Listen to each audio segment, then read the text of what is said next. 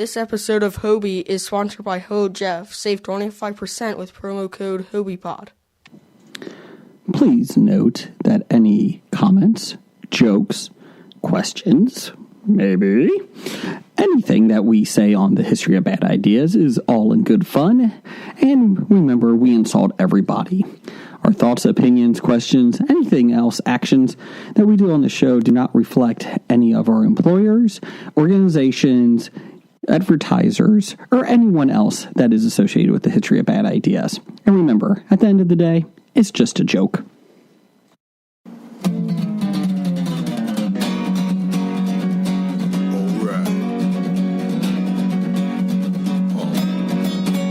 It's about comic books, movies, growing up with Rokusuki. Superman before Zack Snyder ruined him. Man, that's something. Michael Keaton was the best Batman, while Christian Bale was just deadpan. No one remembers the other ones.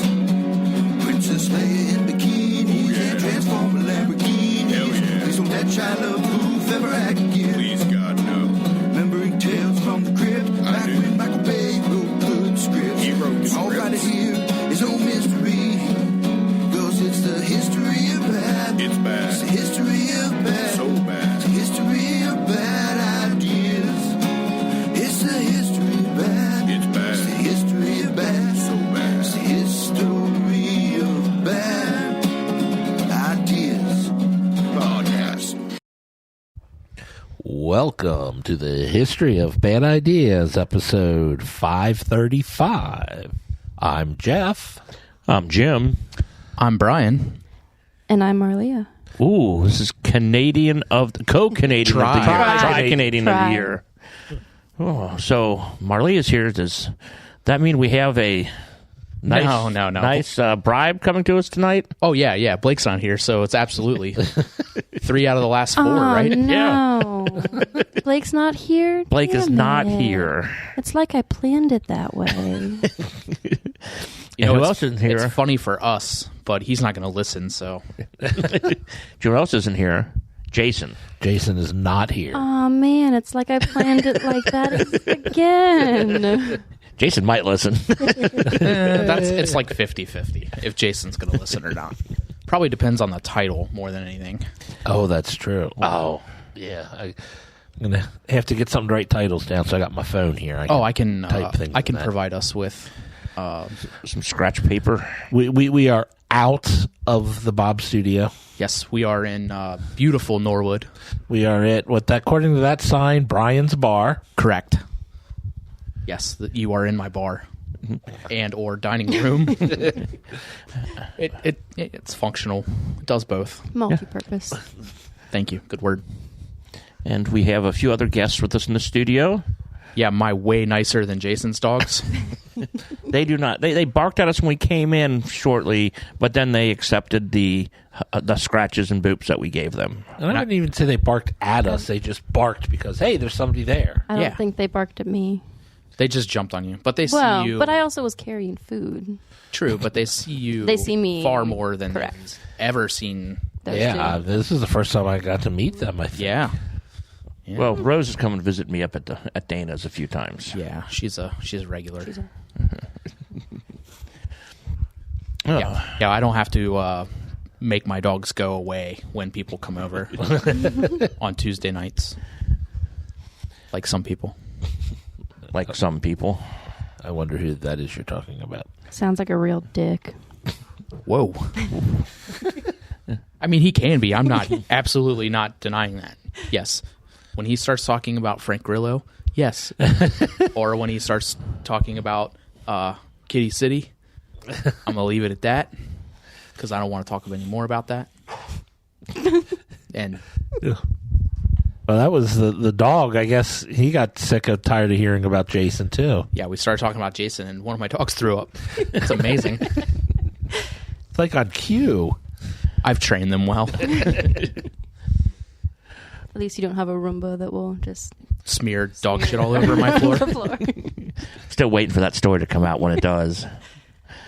You think he would actually ever tell us? Jessica might. She might. But there's no way he's ever going to. No, he wouldn't tell us. Like, we're just going to show up and they're going to have, like, all new carpet or all hardwood floors. We're not going to talk about it. And it's just, we're just going to all look at each other and be like, Yep. can't wait to hear Jessica tell us about that. Good job, DJ Roomba. DJ Rupa. Amazing.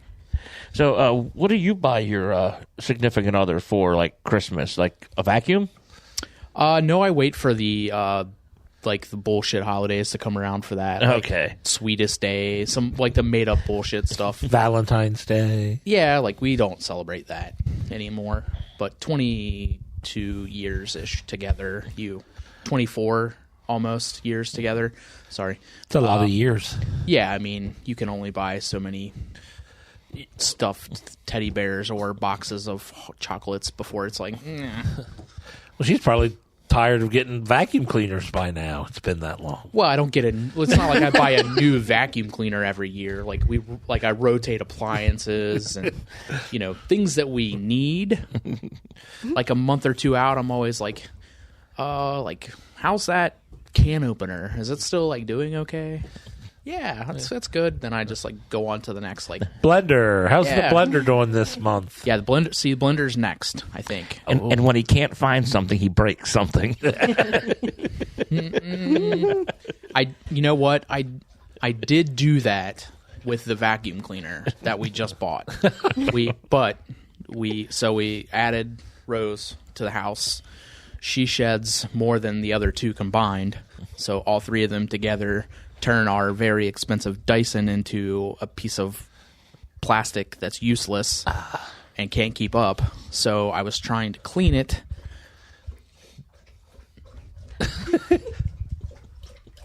There we go. That's drink time. Yeah, dog drink water. Other dog, drink water. There's a line at the water, but don't pull. So I was trying to take it apart.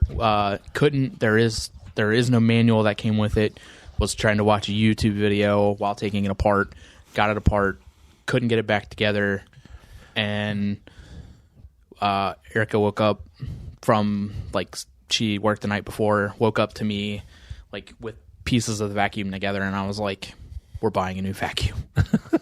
She's like, "I was gonna ask, but I didn't want to because this one the Dyson's only a year old.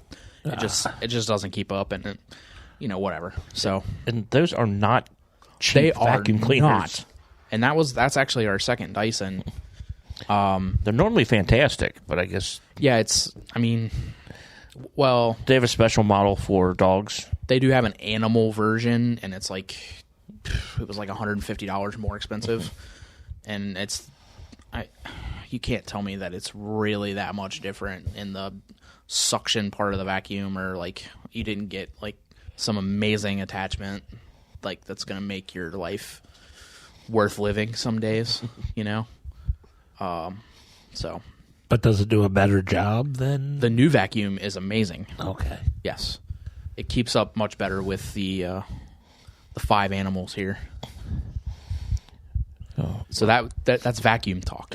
So much so that it's time to get more animals. Maybe a gerbil or something. No.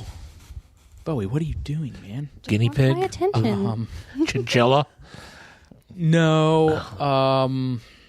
Bird. Turtle? I do want to get some turtles eventually. Because you got names picked out for them already. I do. Yes. But I think we've tabled any additional animal additions until we move. We are planning on trying to move by no later than this point next year. Oh, okay. So full speed ahead. that's the plan. I'm not moving to Indiana. Sorry, Jason, I will not be your neighbor. So Marlia, what type of, since you're haven't been married as long as Brian is here, what type of presents does your husband get you? I mean, does he get you nice and romantic things, or is he buying you appliances and vacuum cleaners. I'd say more of the nice things. But Yeah, they're still young. They're still a little schmoopy. I mean, Yeah. when you were saying 24 years of you guys, I was like, I was 6. Awesome. That feels great. Yeah. How do you think that Fuck makes you. me feel? Oh, yeah. Titles of the show, fuck you, Marlia. Thanks for dropping that cheesecake off. Get out. It's time to go. There will be no more, no more. There'll be no mo. Hey, stop throwing up. I stopped talking about Jason. So Pat hasn't totally biffed a gift. Seeing as there's been one anniversary and one my birthday, I'm going to go with no. I mean, when you're dating, he didn't... I mean, like the first probably year was, it was like stupid candy or something like that. Oh, yeah, because he... There's no such thing as stupid candy, except maybe Necco wafers, and I hope he never gave you those. Are Peeps candy? Because if so, fuck them. We're a Peeps I love household. Peeps, so Well, we're a 50% Peeps household. oh, They either belong in Erica's side of The Easter basket. the Easter basket or in the garbage can. There is no happy medium here. Well, The fact that we've had this, Since we've she got bought this. Since we got the Peeps talk, I think we should probably open up the party cake Peeps. Yeah, oh, we got Peeps to try. courtesy of 1/3 of the co-Canadian of the Year trio. She thought it was perfectly acceptable to buy Peeps in my presence and then say, "Here you go, I got these for you." That's She awesome. probably loves the fact that we're eating Peeps, so she can buy you Peeps. Yeah, she thinks it's the greatest. Well, she's not wrong. And then she saw I sent a picture to the podcast group yesterday while we were out grocery shopping. She noticed there's a Peeps cereal now. I've seen that. Oh, it looks so good. Yummy, yummy, yummy. So these are birthday cake or Party cake Peeps. party cake? So these will taste like cake. confetti cake, maybe That's what it looks like. It smells like birthday cake batter. batter. Yeah. It does. So, okay. So Brian went. Wow. One bite Peep. Ugh. Come on. It tastes like cake, right? I mean, it's With kind cake of and marshmallow. vanilla-y, slightly. So white cake. Ooh, that's one of my favorite types of cakes. All right, I'll go in for my taste. Yep. It is. There is some cake flavor to it. I will say that there is a less bad flavor in that one as opposed to all the other bullshit ones we've tried. Yeah, there's the definitely- sour, the flaming hot, or whatever. This definitely has a different flavor than most of the Peeps we've had. It's like they actually put it in the marshmallow rather than just the sugar on top. Well, yeah, I'm not really. Because the color's different too. The color is No, yeah, it's not a little- white. It is a yellowy peep. But that. I'm going to disagree 100% with Brian because I liked the sour peeps. Yeah. Those were excellent. Again, I know that everyone has a far superior feeling about Peeps than I do, but So now, is it marshmallow in general you don't like, or Yeah, is I was there gonna something say, is it the- specific peep Is it related? the shape, it's the sugar coating? more or less the texture, like the Grittiness that and the combined sponginess. with the marshmallow. Like I like, for the most part, I don't really mind marshmallow. Mushrooms. I don't like mushrooms. Mushrooms have a similar texture too. So if you take a peep and grill it over a fire, can you make a s'more out of it and you'd be fine with killing a peep that way? If it's nice and melty. Or if you stick a toothpick and two Peeps and put them in the microwave on a And let paper 'em plate and let them fight, but they melt. I very much enjoyed watching the Peeps kill themselves. Yes, I got great joy out of that because that was two less Peeps in the world. And then you put it on graham crackers and chocolate and have a s'more.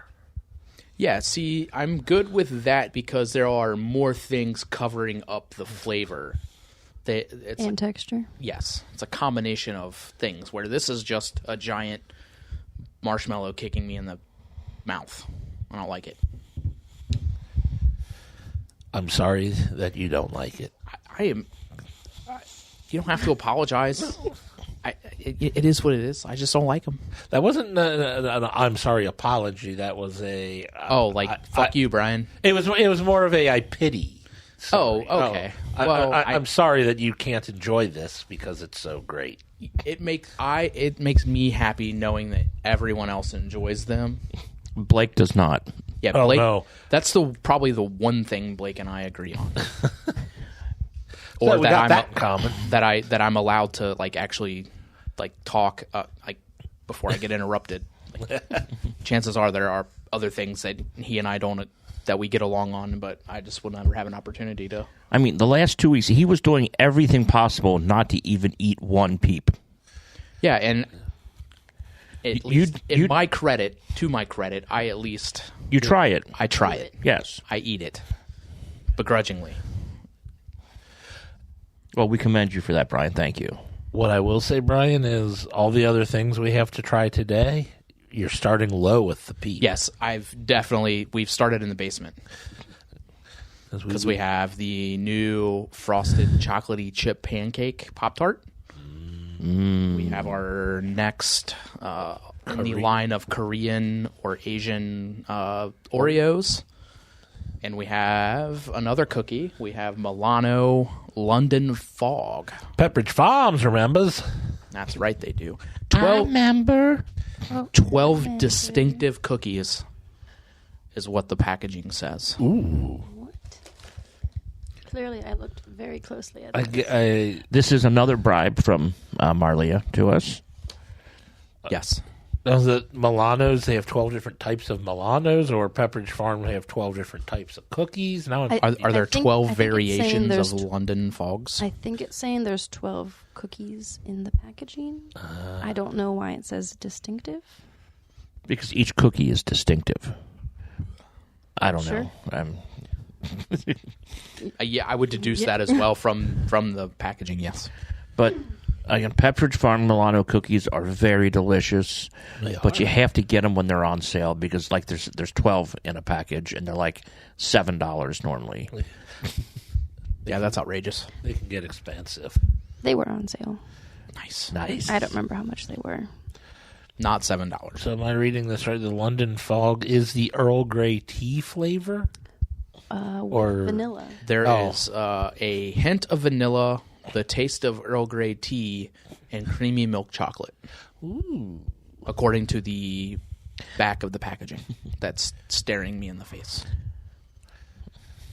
Okay, getting off cookie talk, we can move on. Did anybody watch anything this week? We get back to kind of what we do on the show other than eat. What we normally do. Well, we've turned into an eating podcast more recently than not, but I'm fine with that.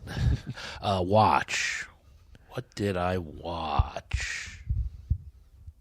No, I don't remember what I watched. My mind just went blank. So it was that exciting of a week. It was. Marlia, what did you watch this week? So I'm currently watching, I guess you could say, because I didn't finish it, on Netflix. It's called... wow, I was just watching this before I turned it over here. Please. This is some great podcasting right now. I watched, you know what it is. Yeah, that show. I was so good. I was just watching it 14 and a half minutes ago, and I can't remember. Listen, I've been here longer than 14 and a half. 16 and a half minutes. Sorry, 18 minutes. It's called School Spirits. Ooh. What's it about? It is a mystery, if you will. And I will.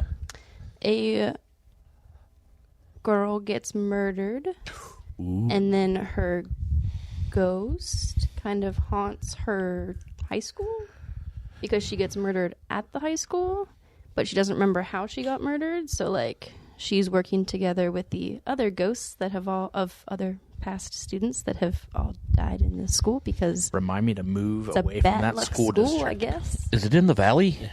No. Nobody dies from karate gym. They just, almost. They almost die. They go in the hospital for a while. They go to jail, but then they come out, and then they do more karate, and then... Well, no, then they have to learn how to walk and then get back into karate. Some of them, yes. They have an absolute fantastic healthcare system in the Valley. Yes. And they have amazing car dealerships. And dojos are... Aplenty. More dojos per square foot than any other, or square mile, I guess, than any other city in the world. I wouldn't rule out per foot. I mean, when you break it down. Yeah, more dojos per capita. Yeah, okay. That's probably the word I was looking Okay, we can go back to school spirits now. Can I go back? You can finish. Thank you. So one of her friends that's still living can see her and talk to her, but only in the locations where a different student has died. And basically they're trying to figure out what happened to her. That's a creepy power. Yeah, that's not really clear why that's a thing. But basically they're trying to figure out how she died, and presumably once they figure that out, maybe she can move on, because that's like a thing. They're stuck until they can move on. So is she going to have to do it for every ghost? Well, she's just trying to... No, they all know how they died. Oh, okay. And they all have... Well, most of them have told the stories of...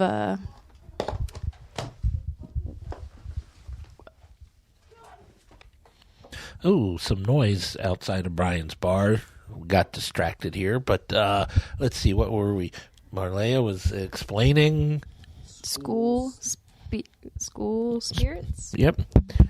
We're talking about School spirits. talking about You got it? Got it the haunting, like the certain spaces where she can see her friend. 'Cause that's where people She murdered. can see the people at all times. Oh, she It's can- where he can see her. Oh, he can. Yeah. It's a nuance, I realize. But basically, all the ghosts like want to cross over. I don't know what that means, but not be stuck in the high school.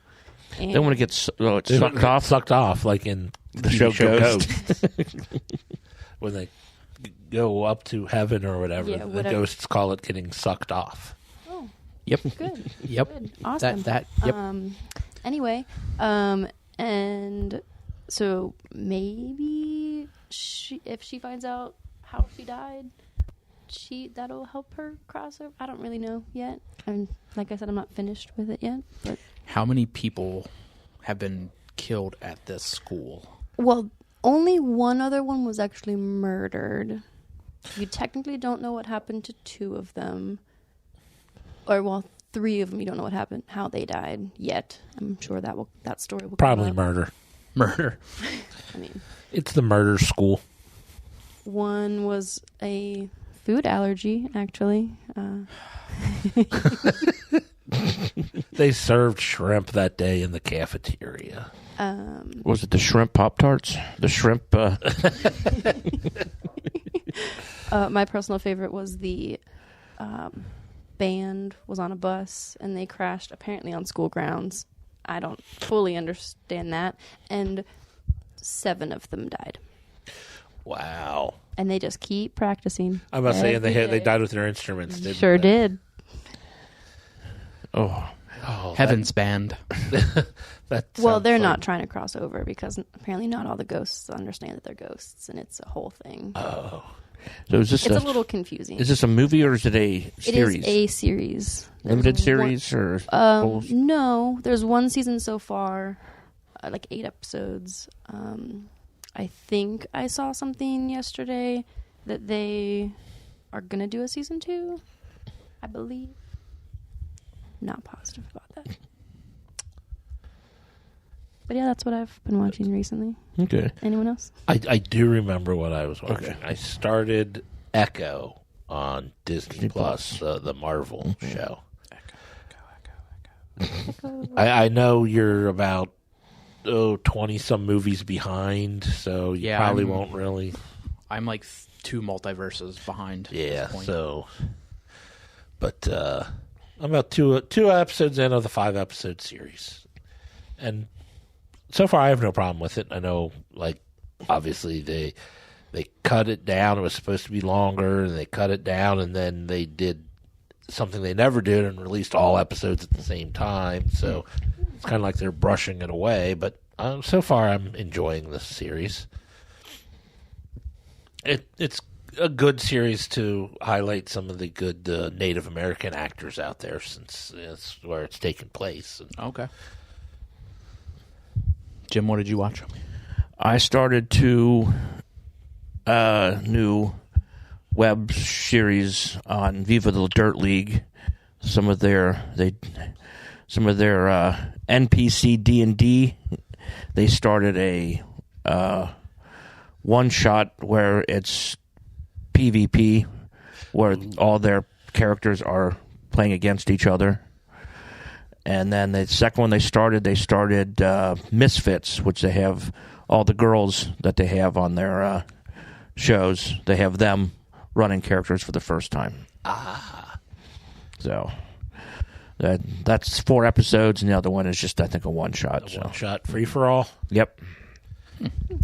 And since they're NPC players, they're all pretty pathetic at what they do. Well, they're level 13 now. Oh, okay. So they're not as pathetic as they were when they started, when Greg the Garlic Farmer. Greg the Garlic Farmer? Yes. Are you messing with us? Nope. That's how the character started. Okay. Yeah. You know when you play like a video game and there's the people that give you quests, or the store NPCs, the store owners. They had a series of where they took it from the NPC's point of view. Okay. So they look at what these guys are doing, and then they become sentient. Like, wait, I'm more than just an NPC. But yeah, like the one, the garlic farmer, gave the guy a quest to escort him home while he's carrying his garlic or whatnot. His harvest of garlic? Yes. Yep. And so they're getting there, and it's like, oh, thank you for taking me home. You just have to go 2 more steps. And he gets distracted and runs away while the guy's still following him before the quest is actually completed. So the garlic farmer is running around behind this guy saying, we just go back? And things like that. So they took those type of characters and made them into D&D characters. Interesting. Okay.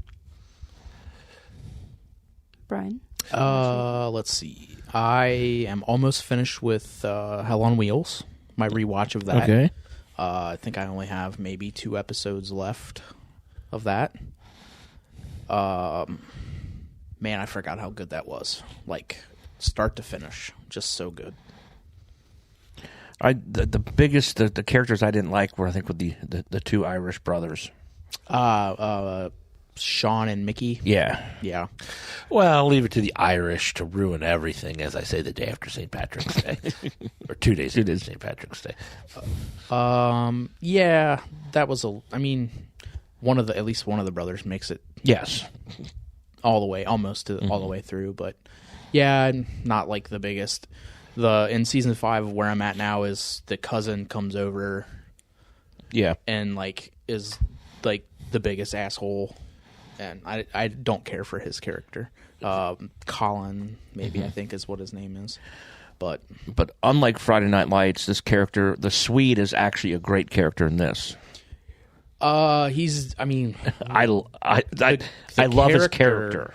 The way, yes, but he's also very hateable. Oh yes, like he's the worst person ever. Yeah, but the character in the story and the plot and everything, he's an awesome character. Correct. Yes, and you do hate him. Yeah, very much so. Yeah, I actually just spoilers for everyone who hasn't seen Hell on Wheels from 6.5 years ago. I finished the episode where he finally dies last night, where they hang him. So finally, yeah. But yeah, no, almost done with that. Almost caught up to present day with The Rookie. We've been pushing through that and knocking out episodes of that. I think in the last week we've watched 15 episodes. I'm probably about 6 episodes behind on The Rookie. There's 3. I'm about 6 seasons behind. Yeah, how many seasons are there? 6 currently. I'm that many behind. Yeah. It's Nathan Fillion. It's got to be good. Oh, I don't doubt it. I just have never watched. It's not Two Guys, a Girl, in a Pizza Shop good, but... No one from that show went on to do anything. No, I don't. I'm pretty sure they didn't. None of them have ever been heard from. One and dones. The only thing that I didn't watch that I forgot to watch this weekend was the final episode of Masters of Air. I did forget about that. Oh, no. What are you doing after this? Watching the final episode of Man. I'm either going to be finishing Hell on Wheels or finishing Masters of Air, most likely. But I did that on purpose so I could wait to talk about it with Blake. Oh. Yeah, that's what we'll go with. Well, we won't be in the studio again next week because Jason's still out. Yeah, 2 weeks in a row Jason is traveling for work. Well, let's mark down on the official page on who made it and who missed. Yeah. Oh, yeah. After next week, I'll be leading the... You will be. Woo! Have you missed any? Not this year. Didn't I miss one? You didn't miss one this... Oh, I thought I was sick one week. No, That was at the end of last year. Mm-hmm. Oh, so this... Whoa, then I am right now in first place. I thought I had missed one. I've only missed one. Okay. I believe I haven't missed 2. Yes. And Blake's missed 11. I mean, we've eaten a lot of cheesecake this year. So, Oh, speaking of that, I will. Do we want to wait for that, or do we want to No, we don't want to wait. Okay, I will go. I didn't get any of it last time. Or sorry, let me rephrase. The first time. Yes. Well, I will retire to the kitchen and get that set up. Okay, well, you do that. We will do our poll of the week. Our poll of the week that we did not release anywhere is, do you like the show better with Jason or without Jason? And with 100% of the votes is without Jason. I'm assuming it's 4 votes. I'm just going to here. I mean, we pulled the people in the studio. 7. All 3 dogs voted against Jason too. Don't forget the 2 cats. Oh, the 2. Oh, that is 9 votes. The show is better without Jason. Sounds pretty unanimous to me. I have a feeling some of our listeners will disagree. Well, some might. And that's their right to disagree with us. It's also their right to be wrong. Exactly. But wow, that's almost as bad of a rating Jason gets from this poll as Ballistic X versus Sever got on Rotten Tomatoes. They get a 0.0 or they get a 0. They're 0.0 with the most amount of reviews. There's others with 0.0, but nobody has more bad reviews than they do. Didn't it have a great chase scene? No, it had a terrible chase scene. Well, they were like 8 miles per hour. That's what it felt like. Was it like George Costanza trying to get away on his? I think that somebody passed him with a walker. Yes. When he decided just to pick up his scooter and run.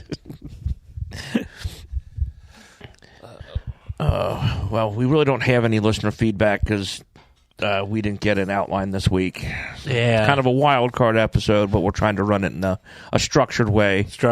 And apparently somebody we know who shall remain nameless, Doug, told us wild card episodes are dumb. Well, he doesn't like Doug can be dumb too because he gives us really bad stuff to eat. That's true. And we always start off listener feedback with questions from him, and half the time they just seem forced. So I did see a little video about a guy who is a arm wrestler, competitive arm wrestler. I shared the story with our page where the guy's he has the largest ring size of size 30. Wow, that seems pretty big. And I want Doug to arm wrestle this guy. Just maybe thumb wrestle. Ooh. Sorry, you said ring size? Yes. 30? Yes. My ring size is 6.5, 6. Yes. On the I think ring. when I got a class ring, I was in the low teens. Does that sound about right? I mean, Pat's is 11, and I only oh shoot, it's either 10 or 11, and I only know that because I just got him a new, well, not new, but a silicone ring for work purposes. Work, and yeah, stuff. He has to take it off for when he like gets on the machines and stuff. Yep. That's actually one of his birthday presents. Oh. Pat, don't listen to this yet. His birthday's Thursday, so okay. it'll be soon. Well, happy birthday, Pat, if you listen to this before you get your present. It's happy birthday anyway, regardless. But happy birthday to the people who eat thousands of conies in a year on Thursday. It's Pat and our friend Brandon's who decided to copy off Pat and eat over 1,000 conies in a year last year. But poor Brandon is not a partner. He is not a Skyline Promo partner. box. He does not get free stuff from Speaking of Skyline. which, well, he is not 1K Coney. No. Speaking of which, I'm actually wearing Oh, are you wearing the Skyline? Skyline? the Skyline joggers. Nice. Now, That was I purely coincidental. saw Pat release the things on the jacket. That was an impressive-looking jacket from Skyline. It is decent quality. I think that the jacket itself is just a stupid design of a jacket. Oh, I don't like it, but it was like shiny. yeah, I mean, like if you like that style jacket, it's nice. Like it's nice quality and stuff. I just personally am not a fan. Oh, so we're getting the cheesecake with the fruity pebbles. It looks phenomenal. Disclaimer: I could not find the recipe that I did the first one, so like this is technically a different recipe. And also, if it's not good, I didn't actually make it. I bought 95% of the ingredients to make it, and then worked today and didn't have time to make it. But how bad can it be just knowing what the ingredients are? Fruity Pebbles, cheesecake. Just combining these ingredients seems to be a good idea.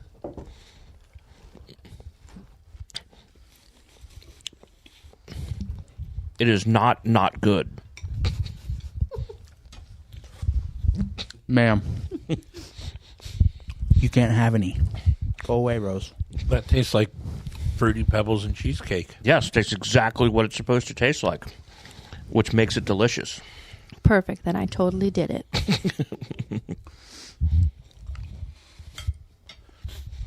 Fruity Pebbles were always in my top 3 breakfast cereals to begin with. Them and Cocoa Pebbles. No, not Cocoa Pebbles, really. Crunch Berries. Peanut Butter Captain Crunch. What about Oops All Berries? It's good. It's just not in my top. But honestly, Peanut Butter Captain Crunch got replaced by Reese's Puffs. Yeah. Because that's even better. Cocoa Pebbles was my main source of chocolate milk intake. And no longer made, but I loved the Smurf Berry Crunch cereal. I do not know what that was. Fruity Pebbles is definitely in my top 5. Yes.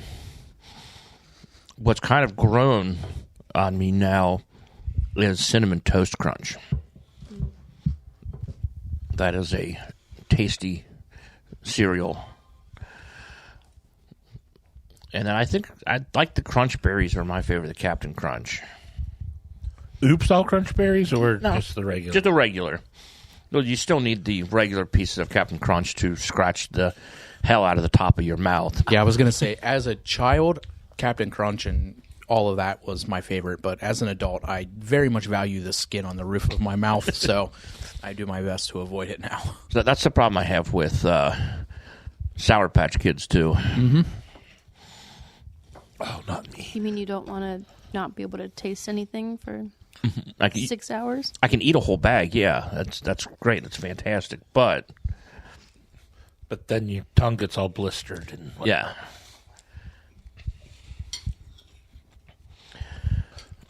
But who was it? What's it? K. Trevor Wilson, the guy who plays Squirrely Dan on Letterkenny, stand-up comedian. He's from Canada, and he had this big bit about American cereals and how spoiled we are with our cereals. He was stunned when he came to America and saw Oops All Crunch Berries, wondering why we're hoarding all the Crunch Berries and not sending them elsewhere, and why he can't get Crunch Berries because we have such an abundant supply of Crunch Berries that we have an Oops All Crunch Berries. It was a funny bit. So if you want to look that up.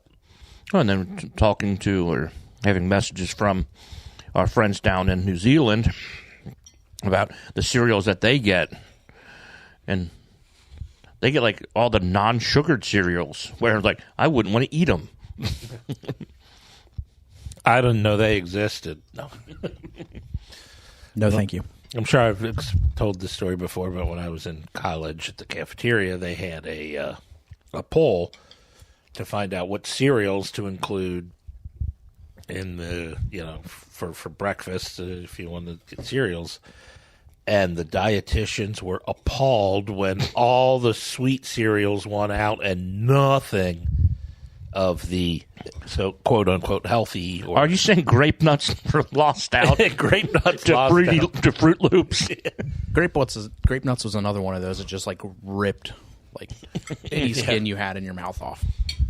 Like, no. And you know the thing about grape nuts? There's no grapes. There's no nuts. Where the hell did they get the name? Yeah, and you have to use like a half a gallon of milk in them. It's like, do I want these Lucky Charms, or am I going to eat this bowl of All Bran? So what they did was took however many cereals they were going to have and took 8 and made some of the healthier cereals and only gave us 8 crappy sweet cereals, which the popular ones weren't necessarily anywhere close to my favorite, so I was a little disappointed at the cereal selection at the cafeteria in college. It did lead to a riot at like a Halloween. No, that was just the bars being shut down. Oh, okay.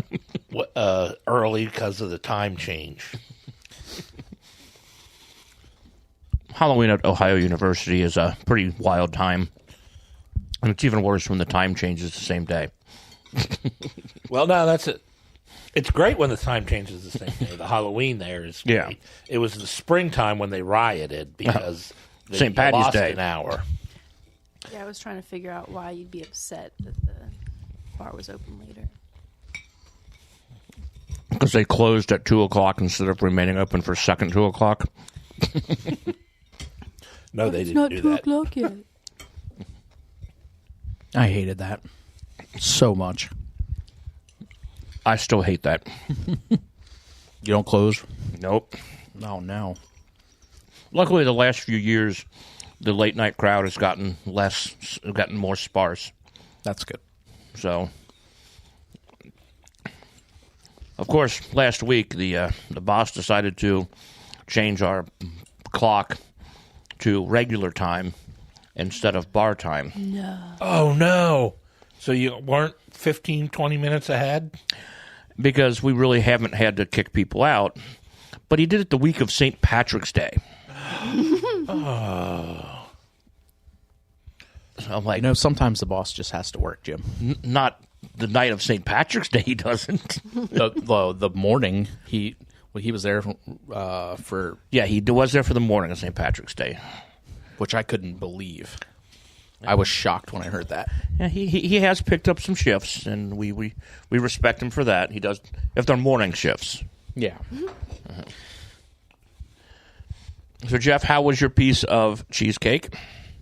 It's all gone. Brian, yours? I think it was maybe better. this time, then maybe, I don't know. I've had it so much recently. This is the best time we've had it of the last 3. Yeah. Out of the last 3, you outdid yourself on this one. I will let Pat know. Yeah. He did it while I was at work. Well, if he doesn't listen, you can tell him it was crappy and that... Or no, you want him to make this again. You want Pat to continue to cook, so don't tell him it was bad. No, he cooks. I know he does. I do the baking things. Yes, this is technically no bake, so like. But you can continue to tell him it's good, so he continues to do stuff like this. Now the question I have is, whose column should we put this in when Mine. we're counting our bribe? Yours? Okay. Whoa. I didn't know if maybe if we gave Pat something that would help you at home, saying, "Hey, you got your bribe in." No. Nope. Okay. Screw you, Pat. Like I said, I got 95% of the ingredients. And then remembered 2 minutes before every grocery store closed last night that I forgot one. And then I worked all day today. She forgot the cool whip. We did have a couple listener feedback just going through the Twitter page. Okay. All right. We had Anything from Doug? Can't give yourself a nickname. I'm not seeing anything from Beaver Hands, 7. Ape Hands, the Screwdriver, Jewel of the Licking. the Hammer, the Postman. The Pontificator. Ooh, that's a new one. The Jewel of the Licking. Did we say that one? I think Jeff just said that. I just said that when you were reading your phone. Yeah, nothing from him is showing up in the feed. And he calls himself the #1 fan. Yeah, honestly, I think it's because Jason's not here, so he doesn't have to worry about it. This is Doug's vacation. Jason's off, so he doesn't have to be a part of the podcast anymore. He doesn't have to contribute when Jason's away, apparently. Dad. Just saying. So what you're saying is he lifts Jason up, because without Doug being there to give his questions and do what he does, then Jason would be next to useless. Yeah, that's a great way to put it, actually. You know what? Now I just said that, and now here we go. It's all gone. We had from RJ Holt 666. He's not evil. He's just my brother, handled that way. He says, and this is going back, I overheard you guys talking about Skyline when I was in the kitchen. If you're unaware or not from here, Skyline just announced that they are switching soft drink carriers. They are switching from Pepsi to Coke. And I've heard of a lot of businesses in the area doing that. yeah. Apparently, as Jim said, Gold Star has done it already. Yeah, so... Skyline's competitor. Yeah, they both did. So Randall wants to know who changes back to Pepsi first, Skyline or Gold Star? Well, considering everyone is screaming they can't get their Mountain Dew with their Skyline now, and I haven't heard anybody care about Gold Star switching, I would guess Skyline. But Mountain Dew is terrible, so they made the right choice of going to Coke, because I'm more apt to eat there if I'm drinking a Coke. I don't think ultimately don't think that it's going to matter for Skyline. Maybe Gold Star only as a marketing thing, like where, from a business standpoint, I don't think it really matters for Gold Star. I did find the guy with the largest hand. His name's Jeff Dabe. That is a large hand. Yes. I want Doug to arm wrestle him. Or thumb wrestle him. 1, 2, 3, 4. I declare a thumb war. Oh, yeah, you should totally check out that dude's TikTok page. Yes. It's amazing. Uh-huh. Somehow that made it into my algorithm. Very glad you have not sent me that. Yeah, You send me some weird stuff. I do. I'm really good at that. My algorithms get all sorts of wonky, and everybody has to. If I see it, everybody else has to see it. One of those kind of deals. So blame the algorithm. Yeah, that's totally. I mean, it's it's feasible. I'm going to say Gold Star simply just because I don't, as big as Skyline is, and they're in the stadiums, I don't think it's going to matter for them. Enough people aren't going to complain enough, like Frisch's, when they switched from Coke to Pepsi and then ultimately back to Coke because of the uproar of people who wanted their cherry vanilla Cokes. Well, they're right. The flavors didn't taste right with Pepsi. Yeah. Because those people who don't know, we got Frisch's is the local big boy conglomerate or whatever you call it. And they put the actual syrup when they make like cherry Coke and vanilla Coke, and I guess there's a couple other strawberry, chocolate. They actually have syrup they put in, and with the Coke it tastes real good. But then when they switched to Pepsi and then did the same thing with the syrup, no, it was off. I'm just trying to imagine chocolate Coke, and that just doesn't sound right. Well, let's stop by Frisch's and try some. Isn't there a Frisch's at the end of your street? Maybe. Ask me when the last time I went to that Frisch's was. When was the last time you went to that Frisch's? I honestly couldn't tell you. Bare minimum 7 years, I would say. 3 months probably since I've been there. Not a good Frisch's. No. Not a great. From a service standpoint, nah. So you don't even trust them to get you a chocolate Coke? Not anymore. I don't know if there is really good service at a Frisch's. The mainliner one. The one I had in Covington was actually pretty good the last time I was there.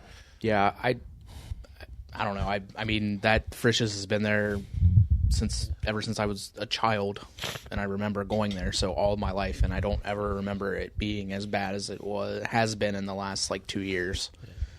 I would say, I know the one closest to where I live is service isn't great, and then the next closest one closed down last year unexpectedly. So the last time I went, a coworker decided that's what we were going to have for lunch. And I said, that's cool. It's right there. I'll go pick it up. But she decided to order her food from DoorDash as a pickup and didn't tell you. And didn't tell me that. So I had to go pick up, go order my food, and then I had to pick up her food. Was this mom or was this stepmom? Mom. So I went to I ordered my food in the drive-thru, pulled around and paid, and then while I was waiting, I said, I'm also picking up a DoorDash order. Can I do that? And she's like, no, you have to come inside.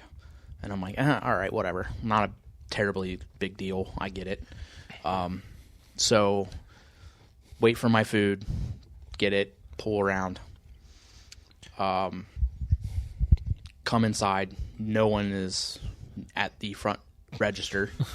The lady who was working the drive-thru walks from the window to the front and says, hey, can I help you? And I'm like, I'm here to pick up my DoorDash order. And she's like, what was the name? She's like, hang on. And she disappeared. We have to go make that. But it was just all you had to do was just hand it to me. And I could leave. That's too simple.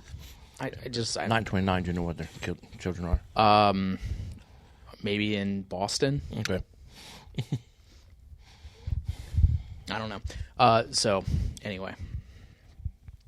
Anywho. Any other listener feedback? Yeah, let me find it here. It was a... no. Gone forever. Yes.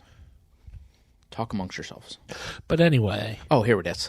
From the Pop Culture C4 from listener Biggest Dickness. Nice. He says... A very good friend in Rome named Biggest Dickness. Their question is, what was the first Saturday morning cartoon you remember watching when you were just a wee monkey? Ooh. The first one I'd have to say my first one I remember is going to be the Laugh Olympics. That's the same one I was going to say, but I'm a little older, so I should have memories of earlier than that, but I just remember Laugh Olympics was the family's favorite, so. That was definitely our dad's favorite. Mine will probably be very predictable, but it's probably, honestly, what first thing that popped in my head was Looney Tunes. Okay. I mean, yeah. You know. They're no Tiny Toons. I've got the Tiny Toons theme running in my head right now, so. Why? You said Looney Tunes, So and it just entered. Okay. They're tiny, they're toony, they're all a little loony, and in this cartoony, We're invading your TV. With comic dispensers, we crack up all the sensors on Tiny. Marley, what cartoon do you remember watching? I mean, I didn't really. Are you too young for Saturday morning cartoons? I mean, I know what they are, but like. Oh, she's too young for Saturday cartoons. You don't remember waking up earlier on Saturday than you did on the regular day? Absolutely not. Make your own bowl of cereal and sit in front of the TV just to watch cartoons from 7 a.m. to noon? No. Oh. Didn't do that. That was childhood. Yep, my childhood Saturday mornings was waking up, and usually my dad had Hometown Haiku on, which is a basically. So I'm a native of Pittsburgh, and it's a basically like quiz show type thing, but it's three teams of like 3 students from the local high schools, and they compete against each other in like academic questions and stuff. And eventually there's like a Thanks, Brian. For what? For letting your dog sniff into the microphone. I didn't do that. Oh, okay. but basically there's like a championship at the end. Okay. I would have tried to get on that if I was in high school. Every high school had a team. And we're gonna stop there. Yeah, we didn't have any trivia bowl teams. Well, it wasn't like I said yeah. trivia. It's more like it's legitimately academic. Yeah, we didn't have any academic teams when I was in school. No, it wasn't a thing. No debate. No, we didn't have any master debaters. Whoa. But we didn't even have theater. What? They did a mixed We went to... I forget you went to an all-guys school. We went to the all-boys school. Like, I probably would have been a theater geek if I went to a school that had theater. But we didn't have theater. They had a spring musical that the people in the Glee Club put on with the girls' school next door. But if you weren't part of the Glee Club, you pretty much weren't going to be in that. And if you couldn't sing, like me, really weren't going to be in it. You weren't going to be in. You could do stage crew. Well, they didn't do a good job of recruiting stage crew because I might have done it for extracurriculars. Well, Jeff, can you give me a little bit of music for some News of the Geek? Oh, News of the Geek music. Hold on. I need to change a couple of settings here. I had to bring it up out of nowhere like Jason does. All right, and yep. Okay. It's time for another episode of the News of the Geek. Okay, from the Mirror US, where Jason gets all his news from. Or none of it. Teen heartbroken after finding out best friend of 10 years was a hired actor. Is this a story about Jason? A teenager has been left heartbroken after claiming his best friend of 10 years is actually an actor hired by his aunt. Lawson Spolansky, who uses the handle at Lawson Spolansky on TikTok, shared a shocking story in a video that has been watched over 1 million times. In the video titled, "I'm finally ready to share with you this horrific story," Lawson tells how it all began back in July of 2012 when he was just 5 years old. He says he was a bit naughty at school and had some behavioral problems. His Aunt Jecka sent him down one day and told him he needed to become a better man. A few days later, while playing on the monkey bars, Lawson fell and hurt his knee. He claims a blonde boy came over and started teasing him as he cried. The boy's mom then came over and helped him. This happened while Lawson's nanny was in the public park's loo, reports Wales Online. When the new school term started, Lawson saw the same blonde boy, who he calls Dexter for the story, was in his class. They even sat next to each other. From then on, they became good friends, and Lawson started doing a lot better at school. In 2018, Dexter told Lawson he got a big birthday present of money and wanted to use it for a trip to Paris, Spain, and California with him. Wait, sorry, how old are these? I'm not good at math. They're How old are they at this point? This was 2012, so 2012, so about 11 or 12 Yeah, at this point. That's where I would my. I'm shocked. I'm like, this is crazy, Lawson said. Dexter asked Lawson to make a list of all the things he wanted to take on the trip, but the next day school came, Dexter said he didn't think they would go after all. When Lawson asked why, he said his mate would make up all these strange reasons, like being too sick or needing to go to tennis camp.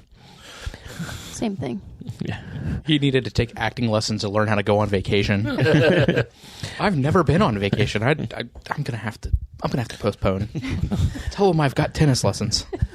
Lawson soon brushed off the canceled trip and said, whatever. When the TikToker told his dad about it, his dad said, you know, these things happen. Life throws surprises at us. The next day, Lawson's dad showed him a photo of his aunt on Instagram with Dexter and his mom on a holiday in Hollywood. Lawson called Dexter, and he was told it was a mix-up about the trip. The TikToker wanted to know what else was really happening, so he asked his dad. The dad said there was an extra ticket, which was supposed to be for him, but ended up going to Lawson's aunt. The trip was half business, half fun. Dexter's mom was allegedly out there looking at a house she wanted to buy in California. Years later, in 2021, Lawson started dating a guy who worked as a pool boy for Dexter's family. He says this is when he found out the real story about his friendship with Dexter. Lawson then claimed that his close friend, Dexter, had been hired by his aunt to be his best mate. Lawson recounts how his aunt arranged for Dexter's mom, quote-unquote, who was a production company manager, to work with him and help Dexter into an ideal friend. Oh, God. Making this emotional video even more moving, he reveals that the therapist from whom he sought guidance turned out to be the sister of Dexter's manager. Lawson says he confronted Dexter about these allegations, and Dexter claims confirmed them all. Visibly upset, the TikToker lambasted his Aunt Jecka and Dexter, stating uncertainly, I've never experienced a true friendship, so thank you, Aunt Jecka, before adding, I don't know what to do now. Oh, wow. God. Are you serious right now? Man, just wait till Jason finds out Doug's been paying us all along. Oh, Jason knows his mom's been paying me. I've been telling him that for years. Well, she stopped paying. Yeah. Yeah, so now Jason actually has to carry his own weight. Yeah. Then the next article we got is from Business Insider, where Jason gets all his news from. A student persuaded by his friend to get his legs amputated for a $1.3 million insurance scam wound up only getting $7,200 that he now has to return. What the mother? A university student in Taiwan who had his legs amputated in hopes of receiving a $1.3 million insurance payout has been arrested on suspicion of fraud, local prosecutors said. You think? The 23-year-old, identified only by his last name, Zang, plunged his feet into a bucket of dry ice for over 10 hours to get them so badly frostbitten they would need double amputation. Oh, my God. Not that it matters, but where was the amputation at? It doesn't really say. Taiwan. Taiwan. Thank you, Jeff. The Bureau said that a friend of Zhang's from high school, identified only as Lau, persuaded him to carry out the insurance scam.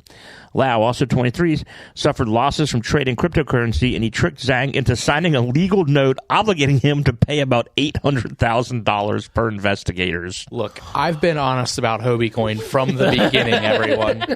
It's not my fault that Lau couldn't contain himself in the Hobie Coin market. Oh, my God. On January 26, 2023, Lau and Zang rode around Taipei on a motorbike at night, wanting to present the claim that Zang was afflicted with frostbite while riding the vehicle in the late evening. Just days before, Zang bought several expensive life insurance, travel insurance, and accident insurance policies.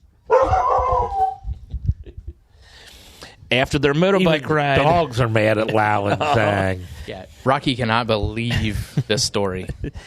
After their motorbike ride, Zang soaked his feet in dry ice and was admitted to the hospital. But the medical staff said something was amiss while assessing him, the Bureau said. His legs bore no shoe or sock marks, and his injuries appeared symmetrical, which was inconsistent with a natural occurring frostbite injury. The weather night of January 26th was also nowhere close to below freezing, with its coldest temperatures at 42 degrees Fahrenheit. That's even too warm to be in a refrigerator. As Taiwan is a subtropical region, cases of severe frostbite requiring amputation are unheard of due to natural climatic conditions. Zang's legs were amputated below the calf due to his frostbite injuries, but his case was reported to authorities. When police investigated Zang and Lau in November, they found the plastic bucket used to free Zang's feet, insurance documents, a white polystyrene box for dry ice, 8 mobile phones, and a tablet computer. How did he keep it all? Yeah, Throw it's that like shit away.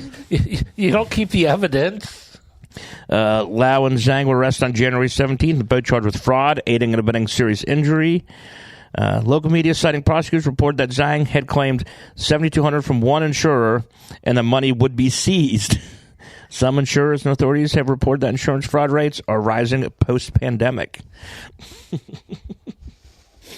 Wow. So on the flip side of that, my story, since we're doing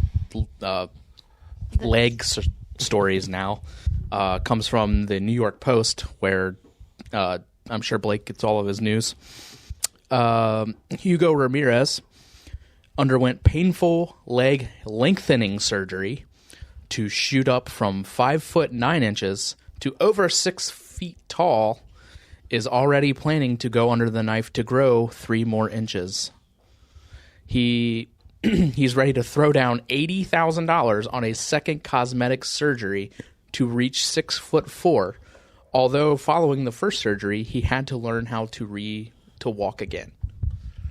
He reportedly is eager to try out new technology rolled out by Dr. Kevin Debishard, who runs Limplast X Institute and operates on clients from all over the world as the popularity of leg lengthening surgery continues to grow.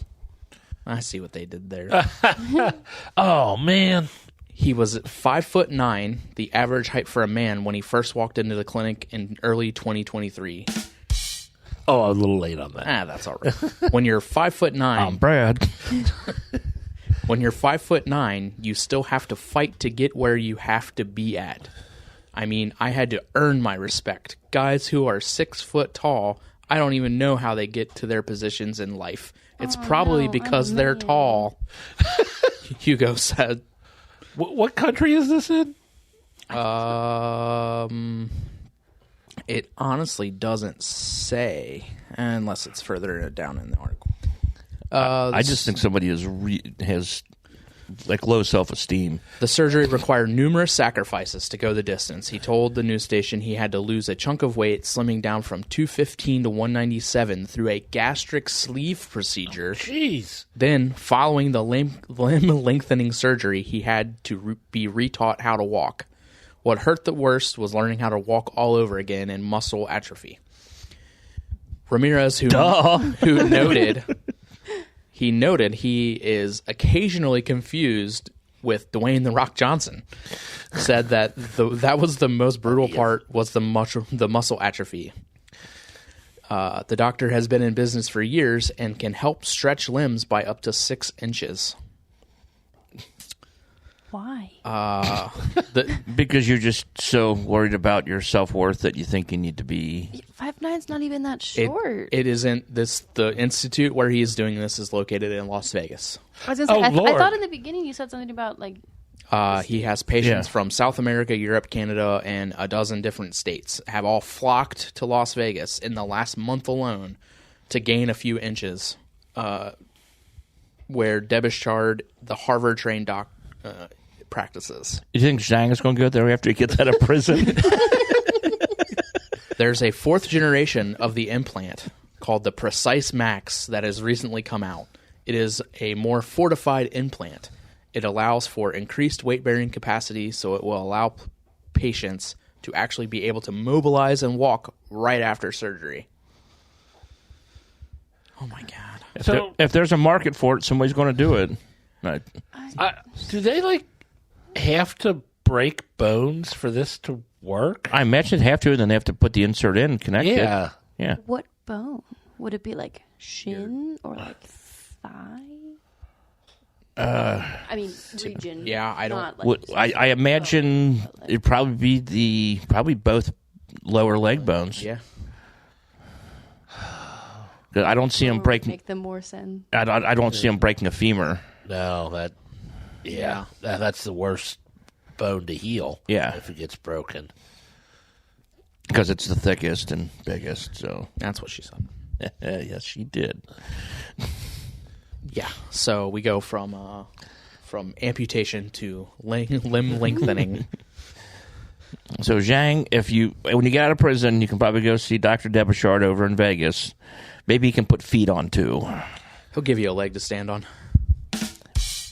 Hey, I was on the button that time. Oh, is it cookie time? Or Pop-Tart.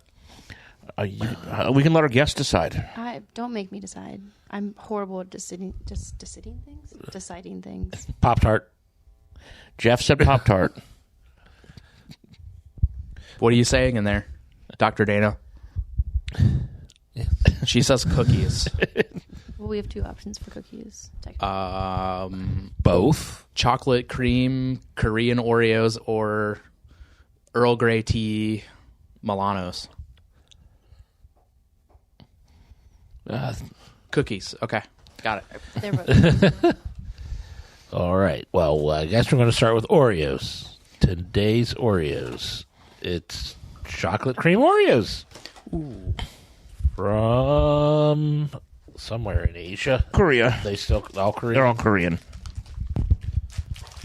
Yep, that is Korean.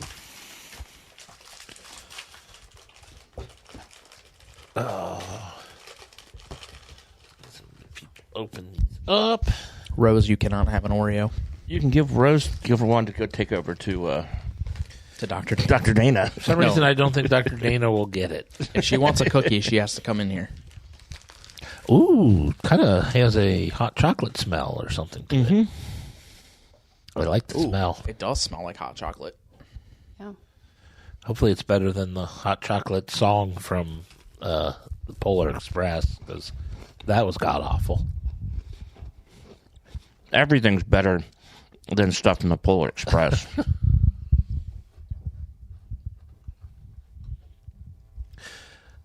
All right, anybody got an opinion? That's a tasty Oreo. Yeah. The cream is really good. I like that a lot. It's a positive reaction.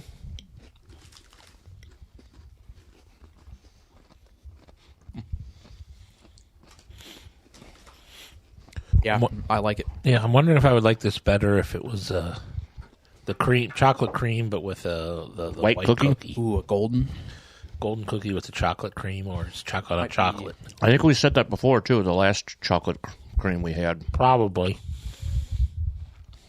I don't know. I think chocolate and chocolate would be. This would be absolutely delightful with a glass of milk. Yes, that is what's missing with this. Mm-hmm. This is a dunkable cookie. Mm-hmm. Yeah, so I recommend. Yes. We're getting a thumbs down from the green room, Dr. Dana. Thumbs down. I've never seen her thumbs down an Oreo in my life. I guess double chocolate Korean Oreos are not her cup of tea. Speaking of cup of tea, we've got London Milano. Ooh. But oh, I'm sorry. Now that was a good segue.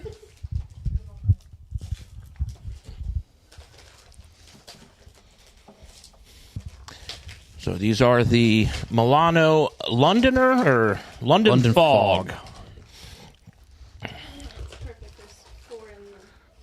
There's be 3 rows of 4. That adds up to 12 distinctive cookies. Yes.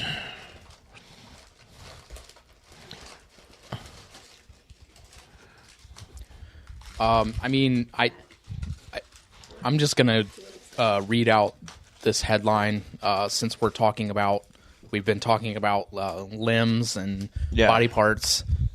This is a headline, an article that Blake shared with us that said, "Man with new arms can't wait to masturbate," or so we assume. Yep, that's a Blake article. Yeah. In India, bilateral hand transplant was successfully completed on a painter, meaning he probably can't wait to get a brush in his hands once more.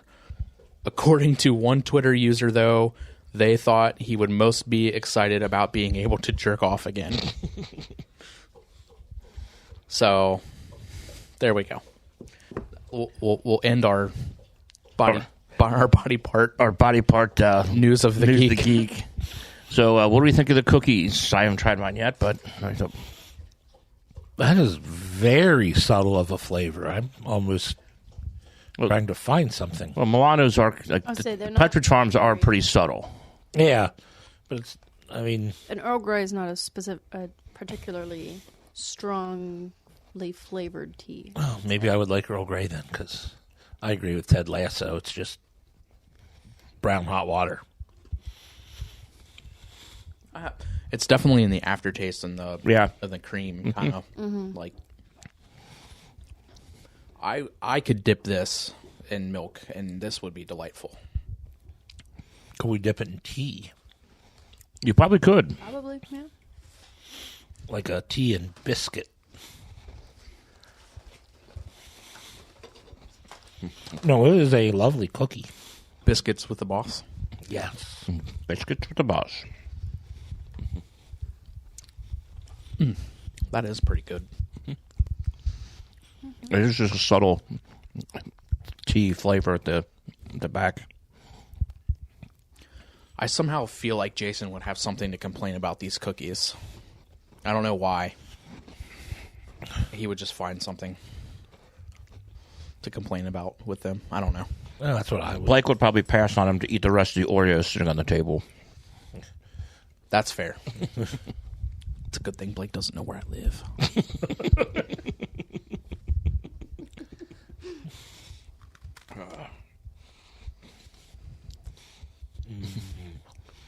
Going back for Oreo number 2.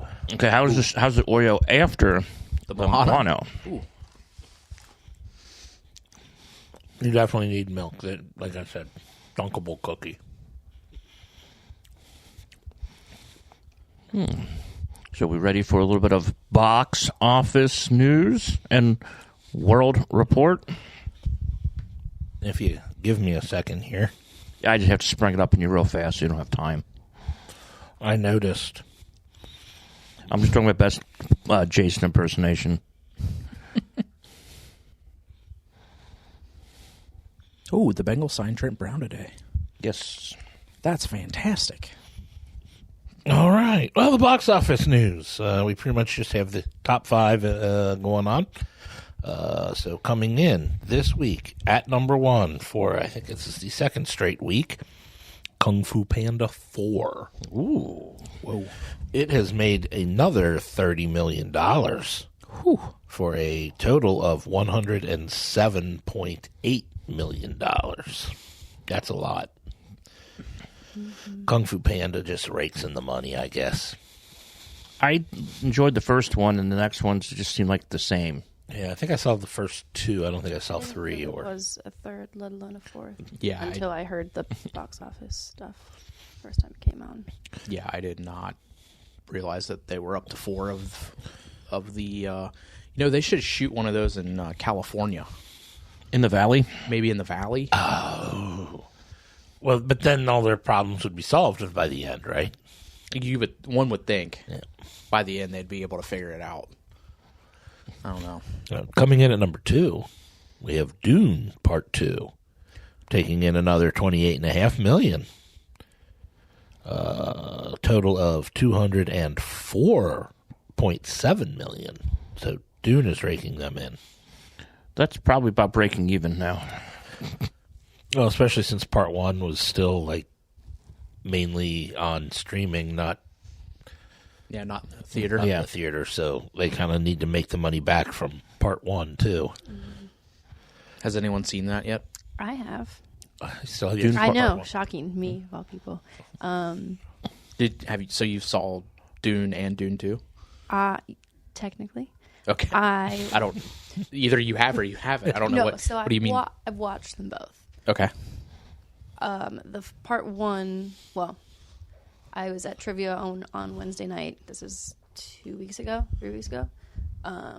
and we were talking about it. Dune, it was the weekend that Dune was coming out, it had just come out the weekend before, something like that. And my friends were like, let's see Dune 2. And I was like, I haven't seen the first one. And they were like, let's get tickets for Saturday. And I was like, I guess we're doing this. And so I was like, I should probably watch the first one first.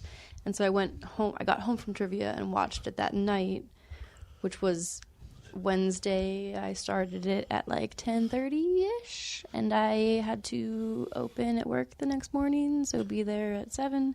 And I definitely didn't fall asleep at the end. And then I watched the second one in the theater, and I definitely didn't do any mind-altering substances beforehand. But I was there, and I watched it.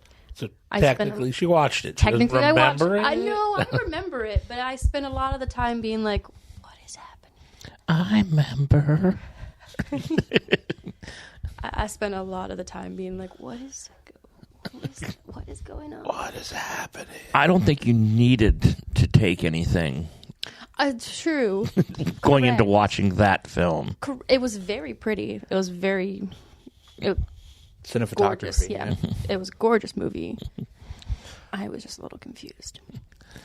Okay, what's number 3? Coming in at number 3, we have in its debut, Arthur the King makes $7.6 million.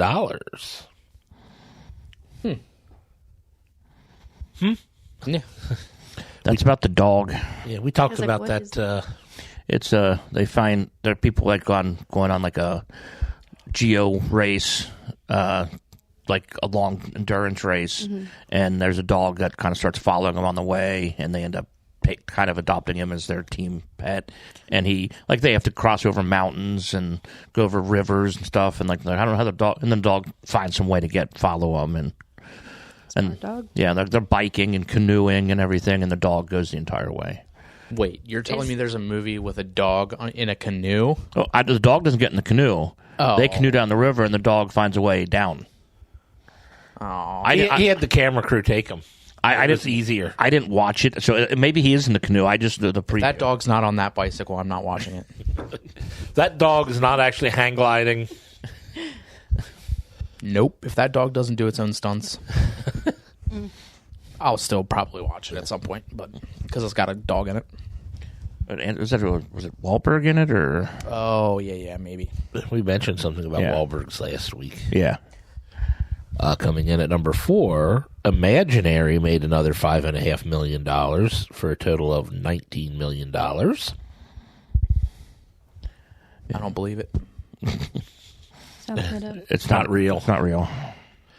And number 5, Cabrini made $2.8 million, total of $13 million.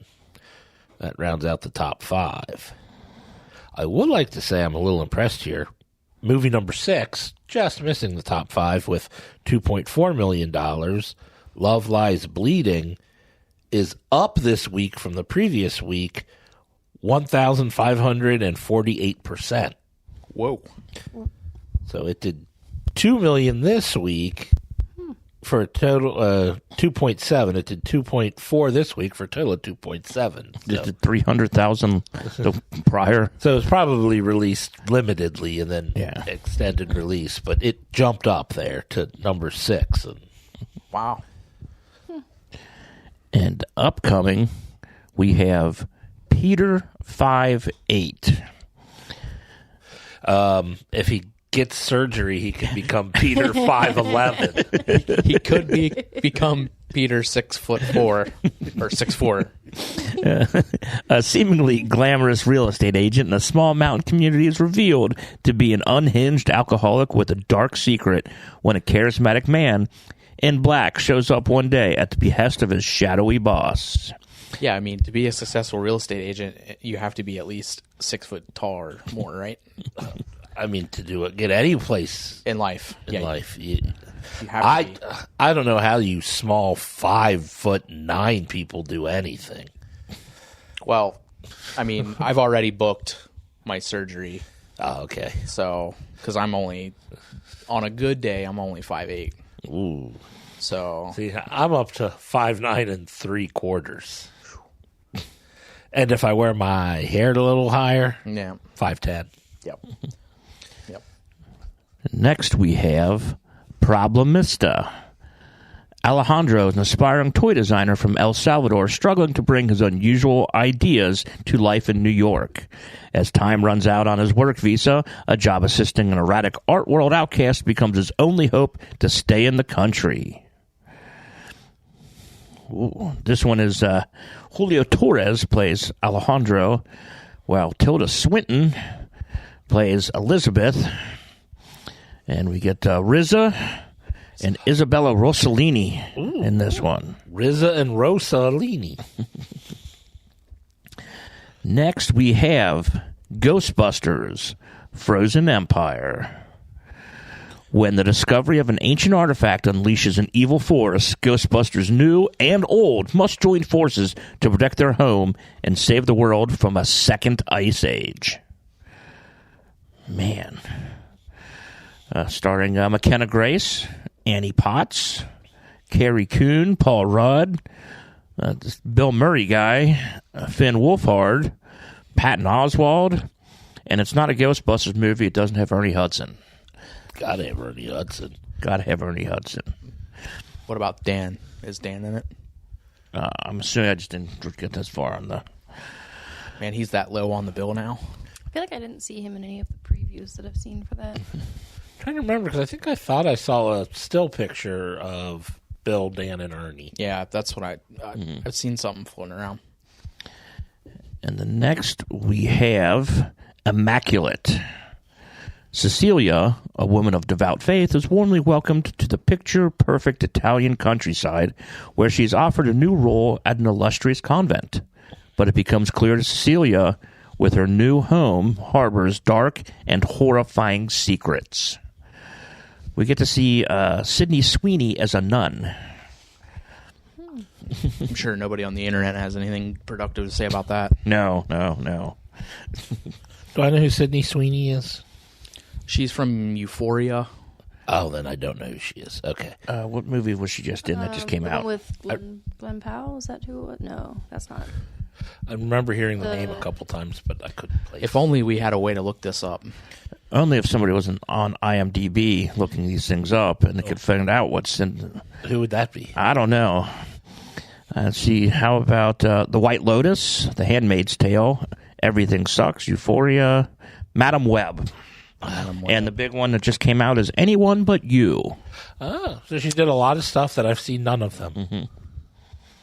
Oh, well, she's kind of attractive. She is very attractive. She hosted SNL a couple weeks ago, and that's pretty much all they talked about was that she's much better looking than everybody else around her.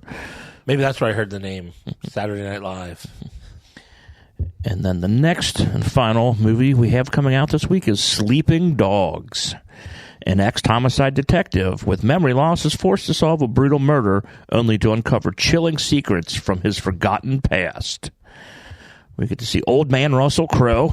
Ooh, Russell's new movie. Yes. Great. With Karen Gillian, Martin Zokas, Tommy Flanagan. Ooh, Chibs. Yep. Tommy Flanagan, isn't that the liar that John Lovitz played? No, this is the actor, not the... This is Tommy Flanagan, who was in your favorite movie, Braveheart. He was also in Sons of Anarchy. Yeah. And, When he said Chibs, I knew who he was. But well, so that is our recap and our what's coming up. So, do you have any top 5 music? oh, I'm not ready yet. Oh, well, we can eat a Pop-Tart in the meantime. Oh, yeah, let's eat Pop-Tarts.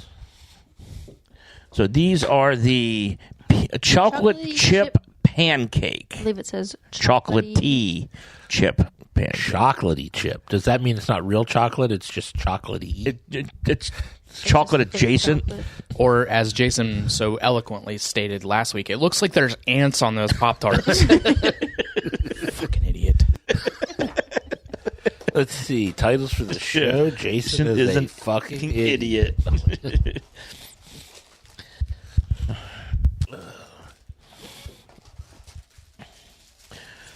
So these were a bribe from Dr. Dana. Oh. We already had the peeps.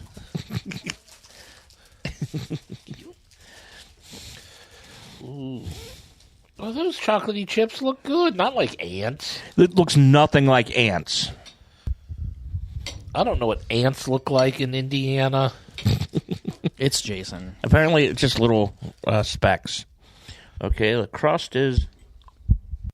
Oh, that's a nice little, what do you call it, icing on there. Okay, it's regular crust.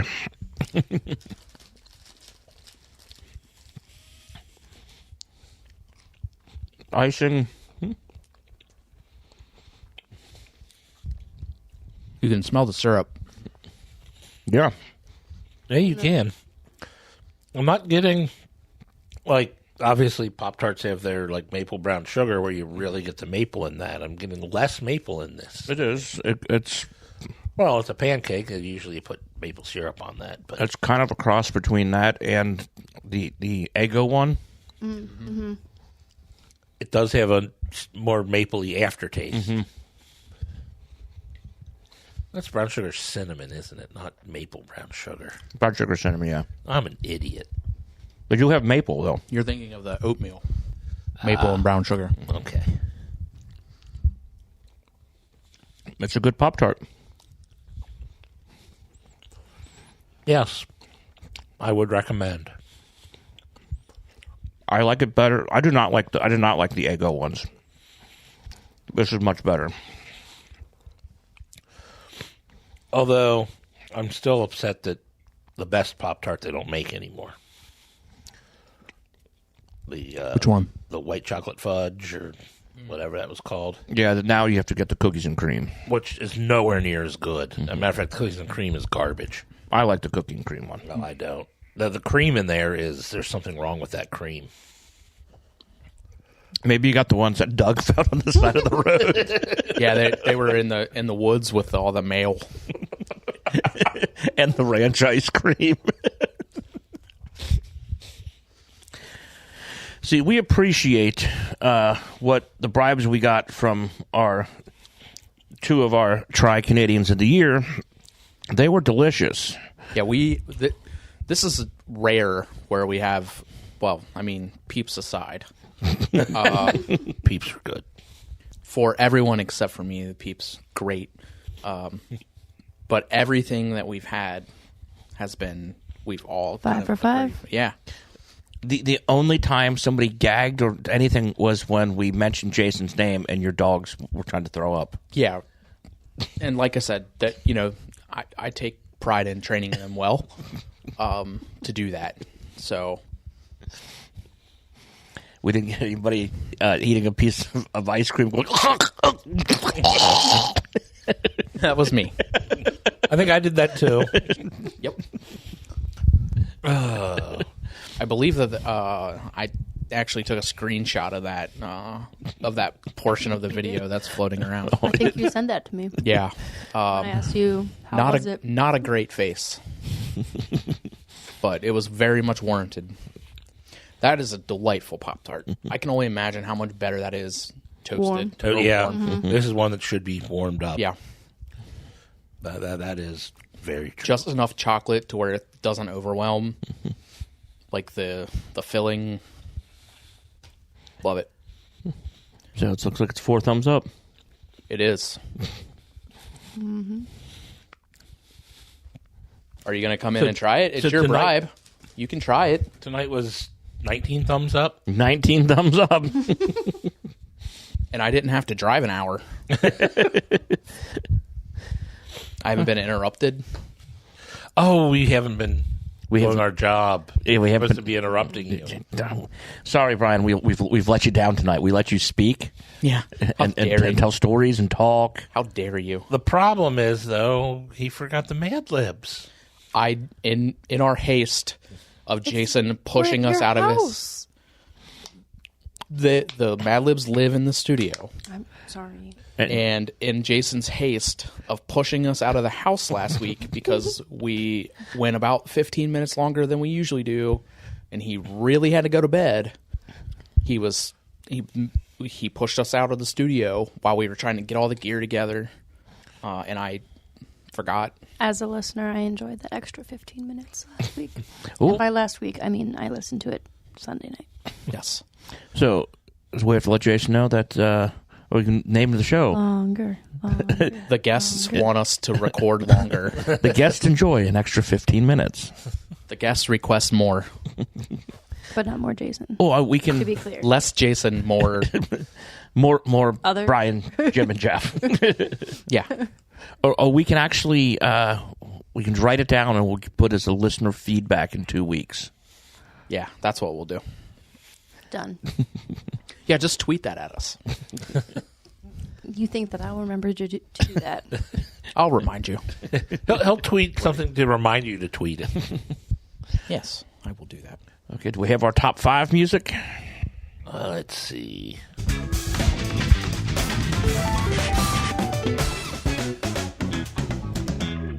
And we have our top 5. It's top Top 5 favorite records. or albums, yes. It's records in honor of You are High correct. Fidelity turning 24, was it? Yesterday was the 24th anniversary of High Fidelity being released in theaters. So I thought suggesting a top 5. Actually, this was Jim's suggestion. I was going to say, you posted it. I posted and then it, Jim was like, suggested top it. 5. Yep.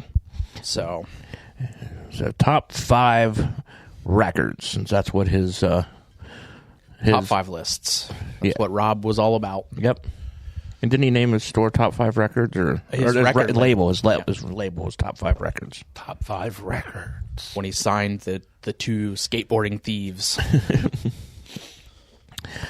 Okay, we'll start with our guest. No, okay, we'll start with Jeff. Let's see. Which one do I want to put at number 5? I will go with Lives Throwing Copper. That is a solid album from front to back. Yes, it is definitely one of the no weak spots on an album. And the non-release songs were still fantastic. The deep cuts were great. No throwaways on that album. So I pick Lives Throwing Copper for my number 5. Okay, I'll go next in my number 5. Let me find the album here. It is going to be The Cranberries. Ooh. And it will be To the Faithful Departed, their 3rd studio album with Dolores, released in 1996. I never remember which songs were on which albums. Like, they had their first 3 albums. This is Salvation, Free to Decide, When You're Gone, Hollywood, I Just Shot John Lennon, War Child, Bosnia. I didn't know she shot John Lennon. Yeah, It's in the song. The song that I Just Shot John Lennon. Did she get arrested? No, she framed Mark David Chapman. Mark David Chapman. Oh, okay. Smart lady. All right. Brian, what's your number 5? My number 5, I am going to go with Incubus Morning View. Excellent. Wish You Were Here, Nice to Know You. Echo. I just watched that. I know. Okay, now it's time for our our guest. Marlia, what's your number 5? I'm going to go with Equals by Ed Sheeran because it has my wedding song on it. Oh. And it's number 5? Whoa. I am... Well, I'm just saying. when you hear her next 4, you'll understand. Obviously, I'll get it. Definitely not. No, that was the first of the albums that I could think of. So really, my top 5 is no particular order. Oh, well, you got to say that in no particular order. I was expecting sorry. like Plus and Division and Multiply to be on there too. So I only picked Equals simply because of the wedding song. He's a good songwriter. Mm-hmm. He is. Even in the movie Yesterday. Even though he wants to make it Hey Dude. Yeah, Well, he made it Hey Dude. yeah, they did go Hey Dude. What's your number 4, Marlia? My number 4, I am going to Hobie this. Ooh. Like Hobie. It is going to be both Folklore and Evermore by Taylor Swift because they are sister albums. Ooh. They go together. We got some T Swift. She won a Super Bowl this year. She did win the Super Bowl this year. I heard that. I didn't know if it was true or not. I Does wasn't she- sure. does she get a ring? In her rookie year. In her rookie year. Was she rookie of the year? Wait, is she dating an NFL player? I really haven't been able to... No, I think she was on the team. Yeah, we think she's actually part of the team. Really? Maybe she bought the team. She bought the league. I All possibilities. think she can afford it. Okay, Brian, what's your number 4? My number 4, I am going to go with Endgame by Rise Against, or Rise Against album. Endgame. Okay. Favorite song from that one? Or song is Satellite, probably. Okay. Or Help Is on the Way. So what would Jack Black's character from the movie? High Fidelity. High Fidelity. I forgot the name of the movie that we were celebrating here. What would he say about the album? Barry Jive and the Uptown 5. Formerly known as Kathleen Turner Overdrive. But tonight there will be... Barry Jive Yeah. and the Uptown 5. There was a third. They were something, and Yeah. then Kathleen Turner Overdrive in there. Tonight. He would probably hate it. I assume he would hate everything on my list, so... Yeah, he is kind of a... I did appreciate the snobbiness of the record restore employees. Yeah, when they sold the customer that comes in all the time, like the record, but they wouldn't sell it. He wouldn't sell it to the other guy because he wouldn't appreciate it. And the other guy looks like Scab Jeff. Yes, he did. He does. Todd Luiso. I did not appreciate how much Jack Black picked on him. I appreciated how much they beat the crap out of Tim Robbins when they hit him with the phone and dropped the air conditioner on him. Might be my favorite scene from the movie. Get your patchouli stink ass out of here. Okay, my number 4. I'll stay Irish. Ooh. And I will go Watermark by Enya. Ooh. It's a little different. They're a little different sound. But it has the big hit Orinoco Flow off of that one. Yes, it does. Sail away, sail away. But all her songs are fantastic off that album. Storms in Africa, Watermark, Curse on Perficio, Miss Claire Remembers, Evening Falls. Yeah, just fantastic from front to finish. That was my go-to album to study to. I used that to like kind of sleep. I was gonna say that was the background music of Late Night Girl Talk.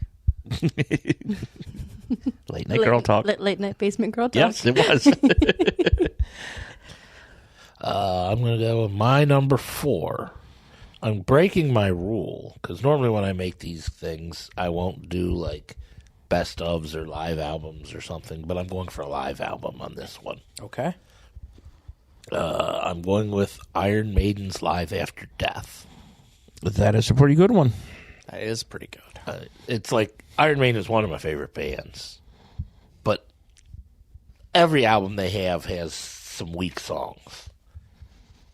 But the live albums and great performances that they recorded have all the good songs on this album.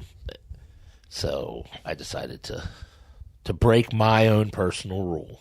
Hey, it's your list, Jeff. You can do whatever you want. It is, but I'm going live after death. When I purchased that CD, I got a strange look from the cashier, because I think at the same time I bought that, I bought Johnny Cash and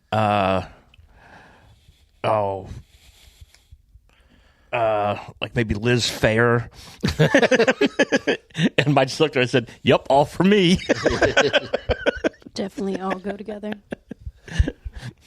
They do definitely all go together. I'll move on to my number 3. That's what I'm on. I will say Queensryche's Operation Mindcrime. That's pretty fantastic. Favorite song? Well, they all kind of go together since it is a... It is a whatchamacallit album. The thing that tells a big story. Concept album. Yeah. Tells a story. And at one point in time, every song was my favorite at one point in time. And then, once I would start listening to another song and really like that one, and so they would all move up. But I guess the Sweet Sister Mary, the big 10-minute epic there at the end of side 1 was probably my favorite. Okay, so it's my number 3. Your number 3. I'm going to go do something different, too, here. I am going to go an album full of covers. Ooh. That's an EP. It's Phantomime by Ghost. Yes. Ghost is good. I need to listen to all their songs. You got Jesus, He Knows Me, a Genesis cover, Hanging Around, the Stranglers cover, Fan of the Opera, an Iron Maiden cover, We Don't Need Another Hero, a Tina Turner, and See No Evil television cover. So it's just, they're all great songs, and they put a different spin on them all, and it's a fun album. I almost bought that the other day when while record shopping at Paper Street Trading Company. Ooh. Let's see here. My number 3, I'm going to go with The Works from Queen. The Works is a good one. Yes. Has my favorite Queen song on it. Trying to remember. Is that Radio Gaga? It is. Okay. That is the first track of the album. I'm thinking of the right album even, yes. Also has I Want to Break Free on it. I want to break free. Yep. All right. I don't want to sing as close as we do when we sing Billie Eilish, because we're damn near stealing. Yeah, we were almost trademark infringing. Like we almost got that episode pulled because we do not have the rights to sing that song or play that song.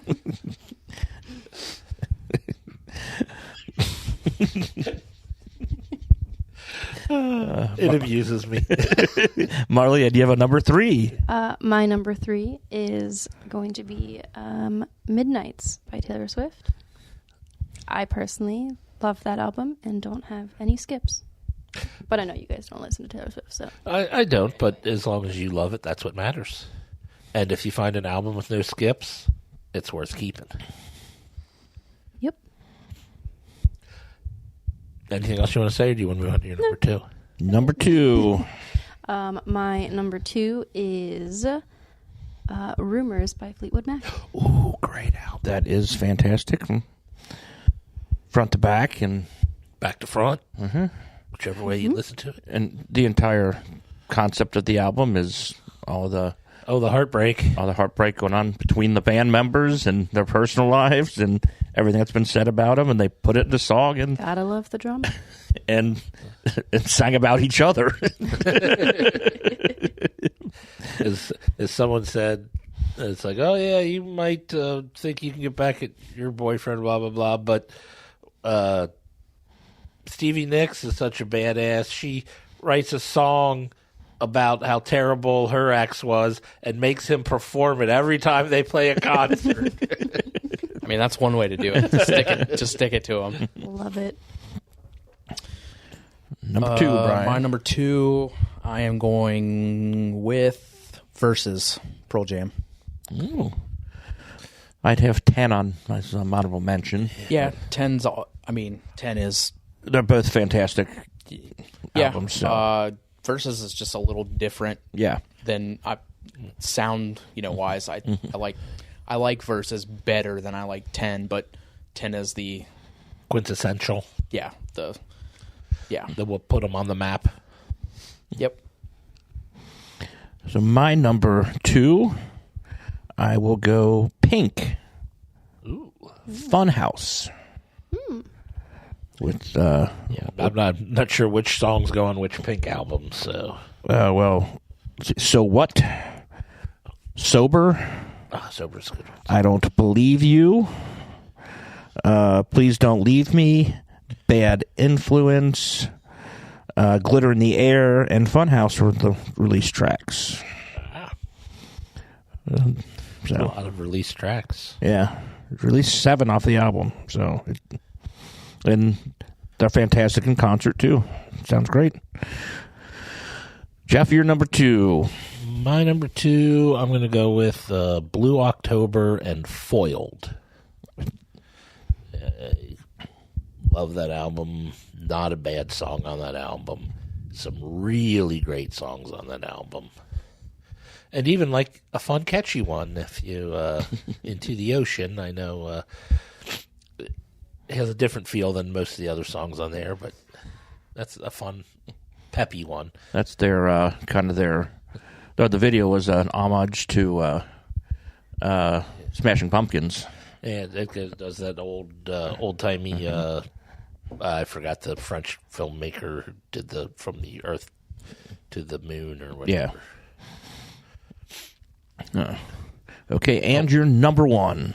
My number 1, and I'll probably get a lot of boos from other fans of this band, but I'm picking Pink Floyd's The Final Cut. I love that album. It's probably, as everyone says, more of a Roger Waters solo album with the other guys playing their instruments, but I think it is spectacularly done, and I like it better than their more popular ones. Okay.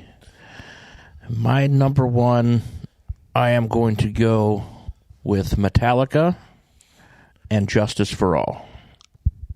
It has my favorite track from them with 1, and then even the other ones are. I don't think there's bad songs on there. They're instrumentals are still great. And, they're all good on that one. Mm-hmm. Yep. Mm-hmm. So, and Brian, you're number 1. My number 1, I'm going to Hobie it. Of course. I'm going to go with War and the Joshua Tree. I was thinking Joshua Tree on my list. They're both fantastic albums too. Yeah, both. I can't really put one or the other over, but they're both start to finish just. They're both good albums, but if I was picking you two, I'd actually pick Achtung Baby. Yeah, I'm not a huge fan of that album, but it don't matter because people can like different things. Exactly. And they had a song called One on that, too. Yes, they did. Marlia, what is your number 1? My number 1, simply because it is the vinyl that I currently have on my record player, is Harry's House by Harry Styles. He was in another band, wasn't he? I think so. With the one with all the brothers, right? Jonas Brothers? Yeah. Harry Styles was the Jonas brother, right? Yeah, he was the 4th Jonas, right? All this time I thought he was in the Osmonds. Or the Osbournes. Oh, one of those. I don't know. I can't keep them all straight. Crazy kids in there. No, he was in BTS, right? K-pop, that type of stuff. That's what it was. Yep. Okay, do we have any honorable mentions? I didn't honorable mention anything. I did. Well, I would have done U2. I also had REM, Out of Time. Oh, okay. Not automatic for the people. That would have been my REM pick. My honorable mention, I only had, I had two, was Blurry Face, 21 Pilots. Okay. And now I can't. Sound of Madness, Shinedown. Okay. We do have a couple here on Facebook. I don't know if they're on Twitter. There are some on Twitter. Okay. And I, from the green room, just got a top 5 texted into me. Okay. Would she like to come and read her own top 5? She would not. We have... Oh, well, now she gave me 6. So I'll have to Hobie one of these. She's allowed honorable mentions. Yeah, there we go. Let It Bleed by the Rolling Stones. Good Stones album. The Color and Shape, Foo Fighters. Great album. The Blue Album from Weezer. Hot Fuss, The Killers. Oh, okay. Adrenaline, Deftones. Okay. And 21 Pilots, Scaled and Icy. 21 Pilots. Good list. Good list. First, when you said Adrenaline, the first thing that went through my mind was Adrenalize by Def Leppard. No. And I'm like, there's no way that is on her list. She prefers her drummers With two arms? to get... Yeah, they have to have 2 arms, so the drummer needs to go to Las Vegas. Def Leppard's drummer needs to go to Las Vegas and get his limb lengthened. Okay, on our Facebook, we have Carolyn. She sent STP Purple. Purple's good. The Cars album. She says she normally doesn't do compilation albums by an artist, but she had to include this one live album, Nirvana's MTV Unplugged. It must be a family thing. Family rule for top 5 music lists. We don't count live albums usually. Don't count compilations or live albums. Number 2, Alanis Morissette's Jagged Little Pill. Number 1, Adele 21. And her honorable mentions were Pearl Jam 10, Soundgarden Super Unknown, and the Foo Fighters Here We Are. And I will say I couldn't put Alanis Morissette on my list because she has that one song that I really hate. You hate Ironic. Hate Ironic. Yep. That in Isn't it itself ironic? is ironic. Well, it's ironic because her worst song was her biggest hit. Okay, next we have Mario Del Barrio. He has Arthur, or The Decline and Fall of the British Empire by the Kinks. Paul's Boutique by the Beastie Boys. Led Zeppelin number 4 by Led Zeppelin. People's Instinctive Travels in the Paths of Rhythm, a Tribe Called Quest. And Ain't It Funky Now by Grant Green. And he says, ask him tomorrow, and it'll be a different list. Fair enough. And I like the different flavors in that list, too. Oh, yeah, you can have different genres and enjoy all music. Let's see here. Looks like we had 3 on Twitter. Okay. From RJ Holt 666. He's not evil. He's just my brother handled that way. He says number 5, Heaven and Hell, Black Sabbath. Number 4, Ronnie James Dio. Wish You Were Here, Pink Floyd. Number 3, Diary of a Madman, Ozzy Osbourne. Some Ozzy. Number 2, Operation Mindcrime, Because he's got taste. Queensryche. Number 1, Power Slave, Iron Maiden. I was pretty sure that was going to be his number 1. I wasn't sure which Maiden would be on there, but I knew it was going to be Maiden. Yeah. Side note, he says, this is really too hard to pick just 5. We had from Dev, the Psy Guy. He says, number 5, Superfly soundtrack on transparent red vinyl. That's specifically favorite record. Yep. Number 4, Word of Mouth by Ludacris on clear vinyl. Yep. Number 2, Fight Club soundtrack on pink vinyl. Number 2, Marvel's Luke Cage Season 1 soundtrack on yellow vinyl. That's a sneaky good pick because that's a crazy good soundtrack. I would have to look that one up. Yeah. And number 1, On Top of the Covers by T-Pain on gold vinyl. I respect his list with the actual vinyl. Yeah. I was wondering if, when he started that list, if he was going to pick the one album by, what's her name? where they only recorded one copy of the album. Oh yeah. What's her name? RZA, SZA, Wu-Tang. Yeah. Wu-Tang Clan. Wu-Tang Clan made one print of an album, and then the douchebag Martin Shkreli. Shkreli bought it. Now the government has it. Yep. Of course they do. Why wouldn't the government have the only Wu-Tang album? Also, we did have one comment. This was also from Randy. He did say that he likes the round ones when it comes to records. Well, I actually kind of like the ones that where you had to cut off the cereal box, so you could have made them in any shape you wanted. Yeah, I like that one. I'm probably dating myself. I like the one I got off the Fruity Pebbles box. I mean, I got a box of Fruity Pebbles in there if you guys want to take it home with you and listen to it later.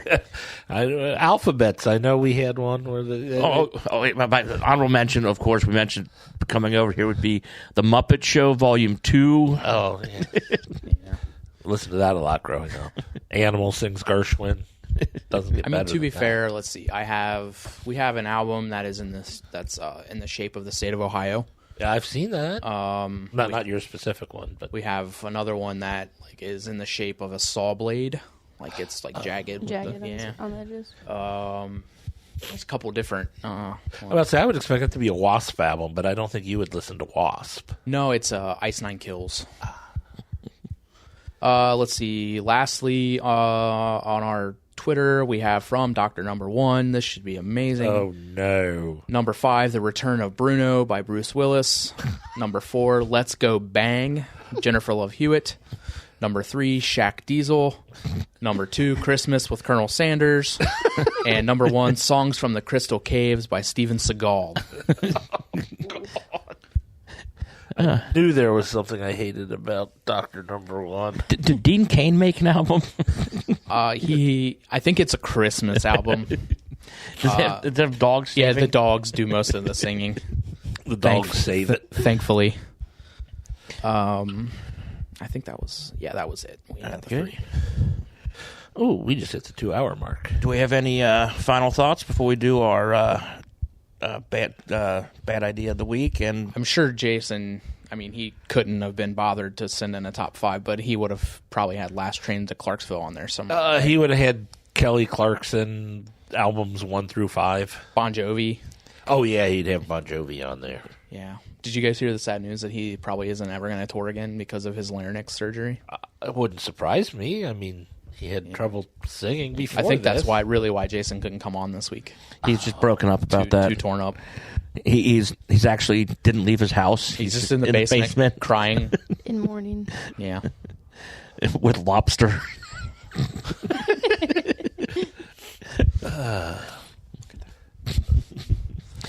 Okay, what bad idea for the week?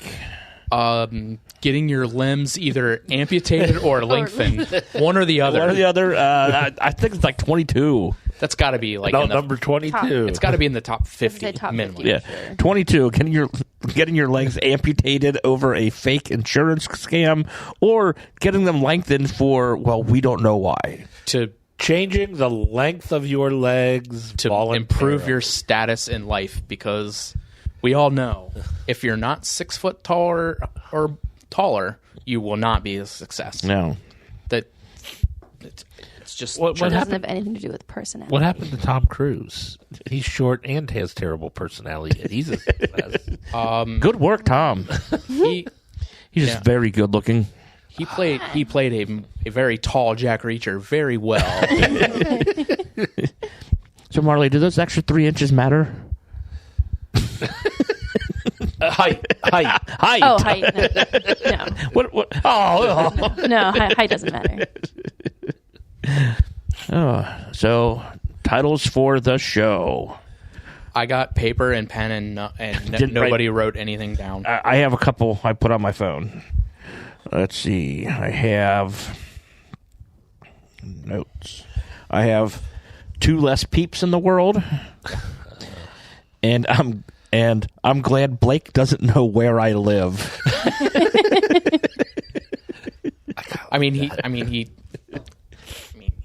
Probably does. Well, you did put your address on the group. Oh, son of a bitch, I did.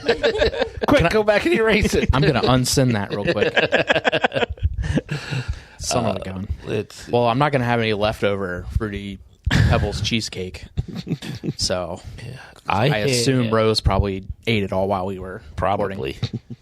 Or Dr. Dana snuck in and ate all the Fruity Pebbles cheesecake. It's all over her face. She did not use a fork. She ate it the Bobby Brady way. I have for titles, thanks for the cheesecake, now get out. I thought about putting that. That's a good one. Yeah. I'm finally ready to share this horrific story. That was the title of a TikTok video. Lau and Zang's Day of Fun. Let's ride around on this motor scooter and then freeze your feet off. In dry ice for 10 hours. Jesus. What could possibly go wrong? Lau and Zang's Day of Fun. And why only like 1.3 million? Like why weren't they going Aim for higher. more? Well, that's probably all I could get insured for. I mean, yeah, I guess. But then they didn't get the payouts. He got what, 7,000? $7,200. And then he has to pay back. And then I also have a dunkable cookie. That's a dunkable cookie. Or 12 distinctive cookies. Is that it? I had nothing. Thanks for the cheesecake. Now get out. Because Blake might listen to that. I kind of like Lau and Zang's Day of Fun. Yeah. That is pretty good. Yeah. I'll go with either. I'm really disappointed in myself for not coming up with a title solely based around the fact of my screaming, petulant neighbor child who made us stop recording. Oh, yeah, you missed that. Yeah. The neighbors were neighboring. Well, there's a title. The neighbors were neighboring. He really just didn't want to go to Coleraine. That's really what it came down to. Huh? Yeah. The neighbors were neighboring. Hey. All right, Marlia, which one do you pick? Oh, don't I know, make we're me making choose. you decide. There's 3 of them sitting out there right now. The second one. Lau and Sure. Zang's that Day of Fun. Wow. one. Zang's Day of Fun. All right. Excellent. Change approved. Change approved. Change approved, and Roger says goodbye. Goodbye. Bye. From Walking Dead to Talking Heads, from comic books to TV sets, there's a history. It's not so bad, there's the history. It's the history of bad, so bad. The history of bad, it's bad. History of bad ideas. Podcast. You are listening to a Hobie.